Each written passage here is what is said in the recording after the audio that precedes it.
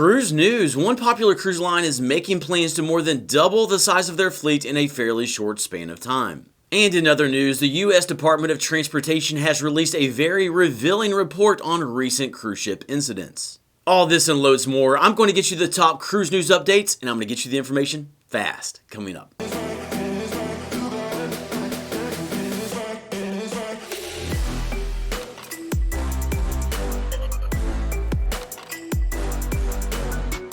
Welcome to the Travel Scouts. My name is Jason. We are your cruise news and information channel. There is lots of cruise news to get you up to date on, so let's go ahead and jump into it. Number 1, MSC Cruises has revealed details about their outdoor space called The Harbor on their new MSC World America cruise ship. The Harbor is located on the top deck and it is full of activities. For one, there is the Jaw Drop. It is a 250-foot dry slide that will spiral you down through 11 decks. There is also a 2-level ropes course, and for thrill seekers there is Cliffhanger. It is the only overwater swing at sea. Plus there is a full playground to keep the little ones engaged. The MSC World America is scheduled to launch in April of 2025. It will be one of the largest cruise ships in the world and it will homeport in Miami, Florida.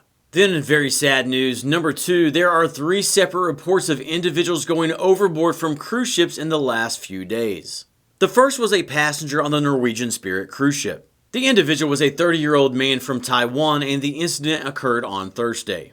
It was all caught on video, which I will not show here. This is video of the activity on the deck after he was seen to go overboard. The man did not survive and his body was found and recovered within an hour. The second incident involved a female crew member from the Carnival Dream. This situation occurred around 2:30 a.m. on Friday. The ship was en route from Cozumel back to Galveston, Texas. The crew member was identified as missing when they did not report to work on Friday morning. Not many other details are known, Carnival said in a statement, quote, Carnival Cruise Line can confirm that a team member on Carnival Dream who did not report to work on Friday is presumed missing at sea. The U.S. and Mexican Coast Guards have been notified and the Carnival care team is in contact with her family and supporting colleagues on board. The third situation involved a British passenger from Royal Caribbean's Explorer of the Seas cruise ship. This occurred on Friday morning around 5 a.m. The ship was sailing between Croatian ports in the Adriatic Sea at the time. A search effort was launched, but it was unsuccessful. The search has now been called off and the individual was never found.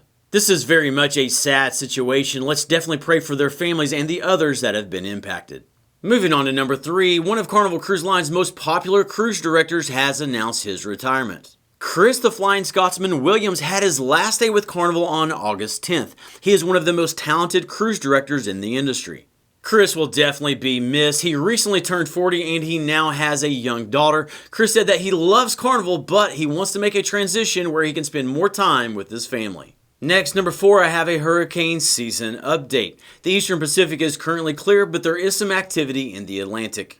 The weather system of concern is identified by the red X on this map. That system is already near tropical storm strength and it is expected to become a hurricane this week. On the screen right now is the trajectory and timeline of the storm. It will create issues for the Virgin Islands, Puerto Rico, and other neighboring islands. It is expected to become a hurricane Thursday morning. That is what is meant by the H that is inside the black circle. Also note that it is expected to reach the vicinity of Bermuda on Saturday. Some cruise ships, including the Icon of the Seas, are already making itinerary adjustments to avoid this storm. Stay tuned and we will keep you up to date. Okay, we have several cruise news pieces remaining, including some of the top headlines of the day, but now it is time for our fast mid-show check-in. In the last video, I asked if you use a checklist when you're packing for a cruise. I received input from nearly 6,000 of you, and here are the results. The majority, 56%, said yes, you use a checklist when you pack for a cruise. 31% of you did not, and 13% do sometimes. Thanks for your input, and I appreciated reading your comments, and thanks a lot for the kind comments towards Kelly and I for our military service. But now let's get into today's question. Sometimes I am asked about seasickness on a cruise, so I want to get your input on that. So the question for today is this. Do you do anything to counteract seasickness when on a cruise? Chime in down below with A for yes or B for no, and would love to know any kind of recommendations or input that you have on that as well. I will look forward to reading that, but now on with the cruise news. Number 5, Disney Cruise Line has announced plans to more than double the size of their fleet within the next 7 years. Disney Cruise Line currently operates 5 cruise ships. And the company has not been silent about how profitable their cruise segment is for their overall business. So Disney was already planning to build 4 more ships, which would bring their total to 9 vessels. But Disney has now announced that they will build 4 additional ships, bringing their total to 13. All of this will take place by 2031, so within 7 years. This will make Disney Cruise Line around the same size that Celebrity Cruises is now, making them a much larger player in the space. Then, number 6, the U.S. Department of Transportation has released their cruise ship incident report for the second quarter of this year. Cruise ships that embark or disembark in the United States are required to report criminal activity to the FBI. The Department of Transportation is then required to release a report to the public every quarter. The incident report for April 1st through June 30th was released on Friday. The report is always a bit shocking, and it revealed 36 alleged incidents that occurred during that time period. I'm going to share that data with you, but first here are a few quick things to keep in mind. Number 1, cruise lines with larger fleets would be expected to have more reports. Number 2, cruise lines that are based more in the US would be expected to have more reports. And number 3, if hotel chains, beaches, resorts, and other travel venues were required to make similar reports, it would put these numbers into perspective. But with that being said, let's take a fast scroll through the information for the second quarter so you have the information. The first category is assault with serious bodily harm. Norwegian had 4 incidents, Princess had 2, Carnival 1, and Disney 1. The second category was death that was regarded as suspicious. Carnival had 1 of those.